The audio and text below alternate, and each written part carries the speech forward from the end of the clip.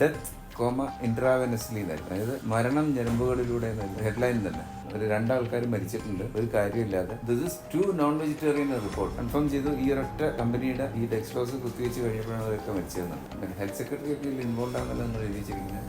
വായിച്ചപ്പോഴാണ് ഇഷ്യൂവിന്റെ seriousness മുഴുവൻ അദ്ദേഹം മനസ്സിലാക്കുന്നത്. അവിടെ നിന്നാണ് എൻ്റെ ഇന്ത്യൻ എക്സ്പ്രസിൽ പത്രപ്രവർത്തനം തുടങ്ങുന്നത്. ഇന്ത്യൻ എക്സ്പ്രസ്സിൽ ചേരുന്നതിന് തൊട്ട് മുമ്പ് voluntary health association of India എന്ന് പറയുന്ന സംഘടനയിലായിരുന്നു ജോലി ചെയ്തിരുന്നത് ഡൽഹിയിൽ. വിഹായ് എന്ന് പറയും, VHAI. ഈ വിഹായുടെ ഒരു പ്രത്യേകത എന്താണെന്ന് വെച്ചാൽ ഇന്ത്യയിൽ തന്നെ ഉള്ള ഏറ്റവും വലിയ അല്ലെങ്കിൽ ഏറ്റവും ബൃഹത്തായിട്ടുള്ള ഒരു ആരോഗ്യ മേഖലയിലുള്ള ഒരു സന്നദ്ധ സംഘടനയാണത്. മിക്ക സംസ്ഥാനങ്ങളിൽ അതിന് ബ്രാഞ്ചുകളും ഉണ്ട്. ഒരു ദിവസം ഞാൻ ഓഫീസിലിരിക്കുന്ന സമയത്ത് ഞാനന്ന് ജോലി ചെയ്തിരുന്നത് ഡോക്ടർ മീരാ ശിവ എന്ന് പറയുന്ന ഒരു ലേഡിയുണ്ട്. അവർ ഏഷ്യയിലെ തന്നെ ആദ്യത്തെ ഏഷ്യൻ വംശജയാണ്.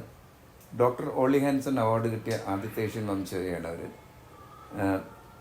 അപ്പം ഇവർ ഓളി ഹാൻസൺ അവാർഡ് എന്ന് പറയുന്നത് ഒരു ഓൾട്ടർനേറ്റ് നോബൽ പ്രൈസ് എന്നാണ് പറയുക. അതായത് ഹെൽത്ത് ആക്ടിവിസത്തിന് നോബൽ പ്രൈസ് ഇല്ലാത്തതുകൊണ്ട് ഇതാണ് നോബൽ പ്രൈസായിട്ട് കണക്കാക്കുന്നത്. അത്രയും വലിയൊരു സ്ത്രീയാണ് അവർ. അപ്പം അവിടെ ഓഫീസിലിരിക്കുന്ന സമയത്ത് ഒരു കോള് വന്നു. ഒരാൾ വിളിക്കുകയായിരുന്നു.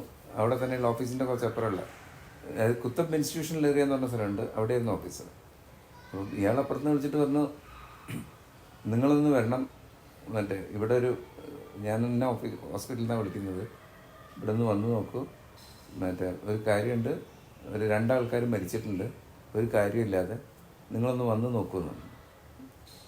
ഞാൻ വിചാരിച്ചു പോയി പോയി. ഒരു ഓട്ടോറിക്ഷ വിളിച്ച് പോയി. അവിടെ ചെന്നപ്പോൾ എന്താണെന്ന് വെച്ചാൽ 2 പേരെ സ്ട്രെച്ചറിൽ പുറത്തേക്ക് കൊണ്ടുവരുന്നുണ്ട്. അപ്പം ഞാൻ ഈ സ്ട്രെച്ചർ പിടിച്ച ആൾക്കാർക്ക് വെച്ചത് എന്താ പറ്റിയതെന്ന് പറഞ്ഞു. അതറിയില്ല, ഇവർക്കൊരു IV ഫ്ലൂയിഡ്, അതായത് നമ്മുടെ ഗ്ലൂക്കോസ് നമ്മൾ പറയും സാധാരണ ഭാഷയിൽ, ശരിക്കും ഡെക്സ്ട്രോസ് ആണത്. ഡെക്സ്ട്രോസ് സെലൈനും അതവർക്ക് കയറ്റിയിരുന്നു. കാരണം അവർക്ക് ബോഡി വീക്കായതുകൊണ്ട് അത് ശരിയാക്കാൻ വേണ്ടിയിട്ട് കയറ്റിയതാണിത്. അത് കഴിഞ്ഞ് കുറച്ച് കഴിഞ്ഞ സമയത്ത് ഇവരിങ്ങനെ വിറച്ചു ശരീരമൊക്കെ, ഇതങ്ങനെ മരിച്ചു 2 പേരും. 2 വാർഡിലുള്ള ആൾക്കാർ. അപ്പം ഞാൻ സൂപ്രണ്ടിനെ പോയി കണ്ടു. എനിക്കിത് എന്താ പറ്റിയത്? സൂപ്രണ്ട് പറഞ്ഞാൽ അറിയില്ല, അത് അന്വേഷിക്കണുണ്ടോ. ശരിയെന്ന് പറഞ്ഞു. അപ്പം ഞാൻ തിരിച്ച് ഓഫീസിലേക്ക് ചെന്നു. അതുകൊണ്ട് ഇയാൾ രണ്ടാമതും വിളിക്കുന്നു. പറഞ്ഞു, ഇത് ഇവിടെ മാത്രമല്ല, ഞാനത് പത്രക്കാരെ വിളിച്ച് പറയാത്തത് എന്താണെന്ന് വെച്ചാൽ, ഇത് സാധാരണ ഒരു ചെറിയ വാർത്തയായിട്ട് പത്രത്തിൽ എവിടെയെങ്കിലും വരുന്നല്ലാതെ ഒരു കാര്യം ഉണ്ടാവില്ല. അതുകൊണ്ടാണ് നിങ്ങൾ വിഹായിലുള്ള ആളല്ലേ, അതുകൊണ്ടാണ് നിങ്ങളെ വിളിച്ച് പറഞ്ഞു. ശരിയാണ്. അപ്പം ഇത് കഴിഞ്ഞ് വേറെ 3-4 ആശുപത്രികളുടെ പേര് പറഞ്ഞു. ഒക്കെ ഗവൺമെൻറ് ആശുപത്രികളാണ്, സെൻട്രൽ ഗവൺമെൻറ് നടത്തുന്ന ആശുപത്രികളാണ്. അപ്പം എന്നോട് പറഞ്ഞു അവിടെയൊക്കെ ഇതേപോലെയുള്ള മരണങ്ങൾ ഉണ്ടായിട്ടുണ്ട് കഴിഞ്ഞ 3 മാസത്തിനിടയ്ക്ക്. ഞാൻ നിങ്ങളെ പേരുകൾ പറഞ്ഞ് ഞാൻ പറയില്ല. ശരി പറഞ്ഞു. ഈ പറഞ്ഞ ആശുപത്രികളിലൊക്കെ ഞാൻ പോയി അന്വേഷിച്ചു. അപ്പോൾ അതിൽ എല്ലാവരും പറഞ്ഞില്ല, പക്ഷേ 2-3 സ്ഥലത്തുനിന്ന് ഇതിൻ്റെ വിവരം കിട്ടി. ശരിയാണ്, ഇത്ര ആൾക്കാർ മരിച്ചിട്ടുണ്ട്. അതൊക്കെ ഈ ഡെക്സ്ട്രോസ് കുത്തിവെച്ച് കുറച്ച് കഴിഞ്ഞപ്പോഴാണ് മരിച്ചു പോയത്. പിന്നെ അത് അന്വേഷിക്കണമല്ലോ എന്ന് വിചാരിച്ചു. അങ്ങനെ അവിടെ നിന്ന് തുടങ്ങിയ അന്വേഷണം. അതിൻ്റെ ഇതെന്താ നടക്കുന്നത് അറിയാൻ വേണ്ടിയിട്ട്. അപ്പോൾ നോക്കുന്ന സമയത്ത് അതിന് മുമ്പത്തെ ഒരു 3 മാസത്തിൻ്റെ ഇടയ്ക്ക് ഏകദേശം 100ഓളം ആൾക്കാർ ഇങ്ങനെ വെറും ഡെക്സ്ട്രോസ് കയറ്റിയതിന് ശേഷം ഒരു കുറച്ച് സമയത്തിൻ്റെ ഇടയ്ക്ക് ഇങ്ങനെ വന്നിട്ട് മരിച്ചു പോകുന്നൊരു അവസ്ഥയുണ്ടാവുക. അപ്പം ഇത് അവിടെയുള്ള ആൾക്കാർക്ക് സൂപ്രണ്ടുമാരോടൊക്കെ ചോദിച്ചപ്പോൾ സൂപ്രണ്ടുമാർ പറഞ്ഞിങ്ങനെ അത് അന്വേഷിക്കണം, അങ്ങനെ പറയാൻ പറ്റില്ല എന്നാണ്.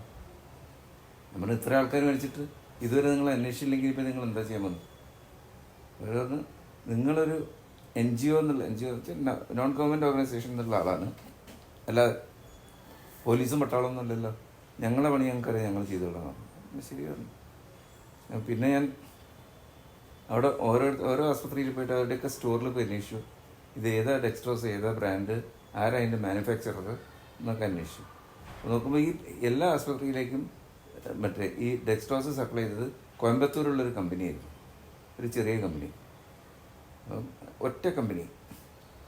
അപ്പോൾ അത് വന്നതെങ്ങനെ വെച്ചാൽ ഇത് സെൻട്രൽ ഗവൺമെൻറ്റിൻ്റെ അവിടെ ഒരു ഡിപ്പോ ഉണ്ട്, അവിടേക്കാണ് ഈ സാധനം മുഴുവൻ വരിക. അവിടെ നിന്നാണ് ഈ ആസ്പത്രികളിലേക്ക് ഇത് എത്തിച്ചു കൊടുക്കുക. അത് ഒരു ഡിസ്ട്രിബ്യൂട്ടർ വഴിയാണ്, അവിടെ ഒരു വലിയൊരു ഡിസ്ട്രിബ്യൂട്ടർ ഉണ്ട്. അപ്പം ഇതിങ്ങനെ അന്വേഷിച്ച് അതുവരെ എത്തിക്കഴിഞ്ഞു. നേരത്തെ ഞാൻ ഈ ഡിസ്ട്രിബ്യൂട്ടറോട് പോയി കണ്ടു. ഞാൻ പറഞ്ഞു, നിങ്ങൾ എന്താ ചെയ്യുന്നത്? ഞങ്ങളെന്താ ചെയ്യുന്നത് ഞങ്ങൾക്ക് അറിയില്ല. ഇത് പിന്നെ അത് മാത്രമല്ല, ഹെൽത്ത് സെക്രട്ടറി, അതായത് കേന്ദ്ര ഗവൺമെൻറ്റിൻ്റെ ഹെൽത്ത് സെക്രട്ടറി ഉണ്ടല്ലോ, അതായത് ഹെൽത്ത് ഡിപ്പാർട്ട്മെൻറ്റിലെ ഏറ്റവും വലിയ ഉദ്യോഗസ്ഥൻ, അദ്ദേഹമായിട്ട് എന്തോ ബന്ധമുണ്ട് ഈ കമ്പനിക്ക്. അദ്ദേഹം നേരിട്ട് വിളിച്ച് പറഞ്ഞാണ് ഇവരുടെ മാത്രം നിങ്ങൾ വാങ്ങിയാൽ മതി, എന്നിട്ട് എല്ലാ ആശുപത്രിയിലും നിങ്ങൾ എത്തിച്ച് ബില്ലൊക്കെ ഞാൻ ശരിയാക്കി പെട്ടെന്ന് ശരിയാക്കാനുള്ള ഏർപ്പാടൊക്കെ ചെയ്തു തരാമോ. ഇവർ പറയുന്നത് ഡിസ്ട്രിബ്യൂട്ടർ ഞങ്ങളെന്ത് ചെയ്യും, ഇത് ഞങ്ങളുടെ ജീവിത വൃത്തിയല്ലേ, ഇത് മാത്രമേ ഞങ്ങൾക്കുള്ളൂ ബിസിനസ്, വേറെ ബിസിനസ്സൊന്നുമില്ല. പിന്നെ പറയുന്നത് ഹെൽത്ത് സെക്രട്ടറി ആകുമ്പോൾ പറഞ്ഞാൽ കേൾക്കാതിരിക്കാൻ പറ്റുമോ. പിന്നെ ഇതിനെന്താ കുഴപ്പമൊന്നും ഞങ്ങൾക്ക് അറിയില്ല, കാരണം ഇത് സ്ഥലങ്ങളും ഇതുണ്ടാക്കുന്ന കമ്പനി ഞങ്ങൾ കണ്ടിട്ടുമില്ല. അവരയച്ചു തരുന്നു, ഞങ്ങൾ എടുക്കുന്നു.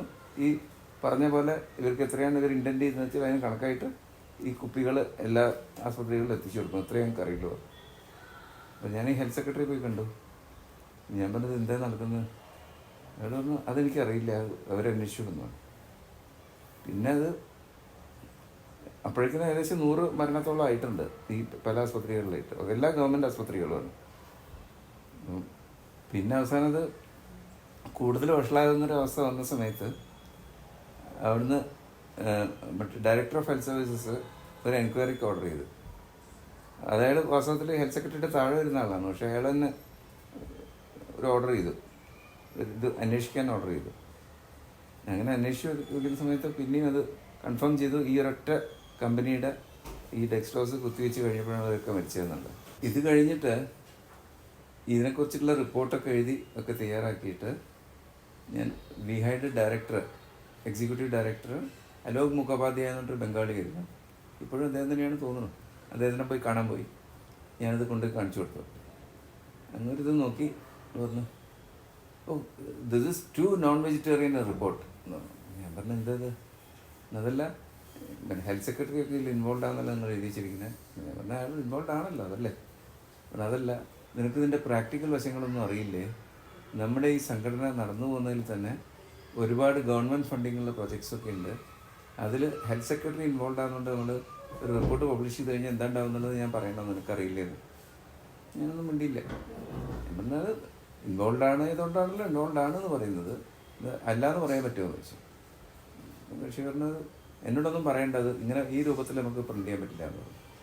അപ്പോൾ ഞാൻ നേരെ പോയി ഡോക്ടർ മീരയുടെ അടുത്ത് പോയി ഇത് കാണിച്ചു കൊടുത്തു. ഞാൻ പറഞ്ഞു ഇയാൾ കണ്ടിട്ട് വരികയാണ്, ഇതയാൾ പറയണത്. അപ്പം മീരയ്ക്കത് ഭയങ്കരമായിട്ട് ദേഷ്യം പിടിച്ചു. പറഞ്ഞു നീ അത് എനിക്കിതാ, ഞാൻ നോക്കട്ടെ പറഞ്ഞു. അങ്ങനെ മീരയുടെ ഫ്രണ്ട് ഉണ്ടായിരുന്നു HD ഷോറി എന്ന് പറഞ്ഞ ഒരാൾ. HD ഷോറി ഒരു വളരെ സീനിയർ IAS ഓഫീസറായിരുന്നു. അദ്ദേഹം റിട്ടയർ ചെയ്തതിന് ശേഷം കോമൺ കോസ് എന്ന് പറയുന്ന പേരിൽ ഒരു സന്നദ്ധ സംഘടന അവിടെ തുടങ്ങിയിരുന്നു ഡൽഹിയിൽ. ഒരുപാട് കാര്യങ്ങളും ചെയ്തിരുന്നു അവർ. അപ്പം SD ഷോറിക്ക് കൊണ്ടുപോയി കൊടുത്തു റിപ്പോർട്ട്. അപ്പോൾ SD ഷോറി വന്ന് എന്നെ കാണണം എന്ന് പറഞ്ഞു. അപ്പം ഞങ്ങൾ പോയി മോത്തിബാഗ് എന്ന് പറഞ്ഞ സ്ഥലത്തായിരുന്നു വീട് അവരുടെ. അവിടെ ചെന്നു, ഞാനും മേരിയും കൂടെ ഈ SD ഷോറിയുടെ വീട്ടിൽ ചെന്നു. അപ്പോൾ അദ്ദേഹം അവിടെ ഇരിക്കുന്നുണ്ട്, ഇതൊക്കെ വായിച്ചു. അദ്ദേഹം പറഞ്ഞു ഗംഭീരമായിട്ടുണ്ട്, നന്നായിട്ടുണ്ട്, ഏതായാലും നീ ഇവിടെ ഇരിക്കുന്നത് എന്നോട് കുറച്ച് സംസാരിക്കേണ്ടതുണ്ട്. ഈ വിവരങ്ങളൊക്കെ ചോദിച്ചു, ഇതിലുള്ള ബാക്കിയുള്ള കാര്യങ്ങളൊക്കെ സംസാരിച്ചു. ഇത് കഴിഞ്ഞ് അപ്പോൾ സൈഡിലൊരാൾ പൈജാമയും ജുബൊക്കെ ഇട്ടിട്ട് സ്പ്രിങ്ക്ലറിൽ വെള്ളം എടുത്തിട്ട് അവിടെ ഏതോ കുറേ ചെടികളുണ്ടായിരുന്നു, അതൊക്കെ ഇങ്ങനെ നനയ്ക്കുന്നുണ്ട്. അപ്പം എന്നോട് ഇതാരാ അറിയിച്ചു. ഞാൻ പറഞ്ഞില്ല. അപ്പോൾ എന്നോട് പറഞ്ഞത് എൻ്റെ മോനാണ്. ഞാൻ പറഞ്ഞു അതെയോ. പറഞ്ഞു അതെ. നീ പരിചയമുണ്ടോ? ഞാൻ പറഞ്ഞില്ല. എന്നാൽ ഞാൻ പരിചയപ്പെടുത്തരാ പറഞ്ഞു. ഞാൻ നോക്കിയിട്ട് പറഞ്ഞു അരുൺ കമ്മിയായിരുന്നു. അപ്പം ഈ മനുഷ്യൻ്റെ ഇതുമായിട്ട് വരുന്നു, സ്പ്രിങ്ക്ലറുമായിട്ട് വന്നു. അതവിടെ വെച്ച് എന്നിട്ട് പരിചയപ്പെട്ടു, വളരെ സൗമ്യനായിട്ട് പരിചയപ്പെട്ടു. മൈ നെയിം ഈസ് അരുൺ എന്നൊക്കെ പറഞ്ഞിട്ട്. അപ്പം SD ഷോറി പറഞ്ഞു നിങ്ങളെപ്പോലെ തന്നെ ഒരു പത്രപ്രവർത്തകനാണ് വരുന്നത്. ഞാൻ വിചാരിച്ചു ഇതാരുടെ. അപ്പോൾ പെട്ടെന്ന് എനിക്ക് സ്ട്രൈക്ക് ചെയ്തത് ഇയാളുടെ പേര് SD ഷോറി അല്ല, ഇത് അരുൺ എന്ന് പറയുന്നുണ്ട്. അപ്പോൾ ഞാൻ ചോദിച്ചു അരുൺ ഷോറി? പറഞ്ഞു അതെയോ. ഓ മൈ ഗോഡ് എന്ന് പറഞ്ഞു. അപ്പോൾ SD പറഞ്ഞു എന്തപ്പോൾ നീ ഇത്ര അന്തം വിടാനുള്ളത്, അവൻ്റെ പണി ചെയ്യുന്നു, നീ നിൻ്റെ പണി ചെയ്യുന്നു. SD ഷോറി എൻ്റെ റിപ്പോർട്ട് അരുൺ ഷോറിയുടെ കയ്യിൽ കൊടുത്തു. അദ്ദേഹം അത് വായിച്ചപ്പോഴാണ് ഇഷ്യൂവിൻ്റെ സീരിയസ്നെസ് മുഴുവൻ അദ്ദേഹം മനസ്സിലാക്കുന്നത്. അപ്പോൾ എന്നോട് പറഞ്ഞു ഇങ്ങനെ ഞാൻ 2 റിപ്പോർട്ടേഴ്സിനെ അയച്ചിരുന്നു, പക്ഷേ ഇവർ പോയിട്ട് ഇന്ന ആൾക്കാർ ഇന്ന സ്ഥലത്ത് മരിച്ചു, ഇന്ന ദിവസം മരിച്ചു എന്നല്ലാതെ അതിൻ്റെ അപ്പുറത്തേക്കൊന്നും പോയിരുന്നില്ല. പക്ഷേ ഇതിൻ്റെ ഇത്രയും വലിയൊരു സീരിയസ് ഇഷ്യൂ എന്തെങ്കിലും ഒന്ന് ചെയ്തേ പറ്റൂ, ഞാൻ അതുകൊണ്ട് നിൻ്റെ റിപ്പോർട്ട് ഞാൻ കൊണ്ടുപോട്ടെ, എന്നിട്ട് എനിക്കൊരു എഡിറ്റോറിയൽ എഴുതണമെന്ന് പറഞ്ഞു. അത് കഴിഞ്ഞ് അദ്ദേഹം അതിൻ്റെ രണ്ടാമത്തെ ദിവസം ഇന്ത്യൻ എക്സ്പ്രസ്സിലൊരു നല്ല എഡിറ്റോറിയൽ എഴുതിയിരുന്നു ഈ ഇഷ്യൂവിനെ പറ്റിയിട്ടും ഇതിന് ഉത്തരവാദിത്തപ്പെട്ടവരെ പറ്റിയിട്ടൊക്കെ അവരുടെയൊക്കെ പേരിൽ ആക്ഷൻ എടുക്കേണ്ട കാര്യങ്ങളെ പറ്റിയിട്ടൊക്കെ എഴുതിയിരുന്നു അതിനകത്ത്. ഇതിൻ്റെ ഇടയ്ക്കാണ് അരുൺ ഷോറി ഒരു ദിവസം വിളിച്ചത്. എന്നിട്ട് പറഞ്ഞു വരൂ ഒന്ന് കാണണം എന്ന് പറഞ്ഞു. എന്നെ വിളിച്ചിട്ട് ചോദിച്ചു, എന്താണ് നിങ്ങളുടെ പരിപാടി? നിങ്ങൾ ഈ ബീഹായിൽ തന്നെ നിൽക്കുകയാണോ അതോ വേറെ വല്ലയിടത്തേക്കും പോകണം? എന്താ? ഞാൻ പറഞ്ഞില്ല, എൻ്റെ പത്രപ്രവർത്തകനാണ് എൻ്റെ മേഖല. പക്ഷേ ബീഹായി കുറേ കാര്യങ്ങൾ ചെയ്യുന്നുണ്ട്. പിന്നെ ഡോക്ടർ മീരാ ശിവയെ പോലുള്ള വലിയൊരു സ്ത്രീയുടെ കൂടെ ജോലി എന്ന് പറയുന്നതിൻ്റെ ഒരു ത്രില്ലുണ്ടല്ലോ. ഞാൻ അതും കൂടെ കൂട്ടിയിട്ടാണ് ഞാൻ അവിടെ നിന്നത്. കക്ഷി പറഞ്ഞു, ഞാൻ ഏതെങ്കിലും പത്രത്തിലേക്ക് പോകുന്നു പറഞ്ഞു. അപ്പം മിസ്റ്റർ ഷോറി പറഞ്ഞു, അതിന് ഏതെങ്കിലും പത്രത്തിൽ ചേരുന്നത് നിനക്ക് ഇന്ത്യൻ എക്സ്പ്രസിൽ ചേർന്നോടെ? ഞാൻ പറഞ്ഞു ആവാമല്ലോ. അപ്പം കക്ഷി ഇങ്ങനെ നോക്കിയിട്ട് ചിരിച്ചു. എന്നിട്ട് പറഞ്ഞൊരു കാര്യം ചെയ്യും, പോയിട്ട് ഒരാഴ്ച കഴിഞ്ഞിട്ട് വരും, എന്നിട്ട് നമുക്ക് സംസാരിക്കാമെന്ന്. അപ്പം അവിടെ നിന്നാണ് എൻ്റെ ഇന്ത്യൻ എക്സ്പ്രസ്സിലെ പത്രപ്രവർത്തനം തുടങ്ങുന്നത്. ഒരു കുറച്ച് കഴിഞ്ഞ സമയത്ത് നെറ്റ്വർക്ക് എന്ന് പറഞ്ഞൊരു മാസിക ഉണ്ടായിരുന്നു ഡൽഹിയിൽ. അപ്പം എൻ്റെ ഭാര്യയൊക്കെ അതിലാണ് ജോലി ചെയ്തിരുന്നത് നെറ്റ്വർക്കിൽ. അപ്പം അതിൻ്റെ എഡിറ്റർ ഉണ്ടായിരുന്നു, മണോബിന എന്ന് പറഞ്ഞൊരു സ്ത്രീയായിരുന്നു എഡിറ്റർ അതിൻ്റെ. അപ്പം അവർ പറഞ്ഞതനുസരിച്ചിട്ട് ഞാനവിടെ ചെന്നിട്ട് അതിൻ്റെ ഒരു കവർ സ്റ്റോറി എഴുതിയത്. അതിൻ്റെ ഹെഡ്ലൈൻ തന്നെ രസമായിരുന്നു, ഡെത്ത് ഇൻട്രാവെനസ്ലി എന്നായിരുന്നു. അതായത് മരണം ഞരമ്പുകളിലൂടെ എന്നായിരുന്നു എൻ്റെ ഹെഡ്ലൈൻ തന്നെ. അതൊക്കെ വന്നു. പിന്നെ കുറച്ച് പ്രശ്നങ്ങളൊക്കെ ആയി. ഈ കമ്പനിയെ ബ്ലാക്ക് ലിസ്റ്റ് ചെയ്തു. എന്ന് വെച്ചാൽ പിന്നെ ഇവരുടെ അടുത്ത് നിന്നൊന്നും വാങ്ങില്ല എന്നുള്ളതിലൊക്കെ വന്നു. പക്ഷേ ഈ മരിച്ചുപോയ ആൾക്കാർക്ക് ഒരു കോമ്പൻസേഷൻ ഒന്നും കിട്ടിയില്ല.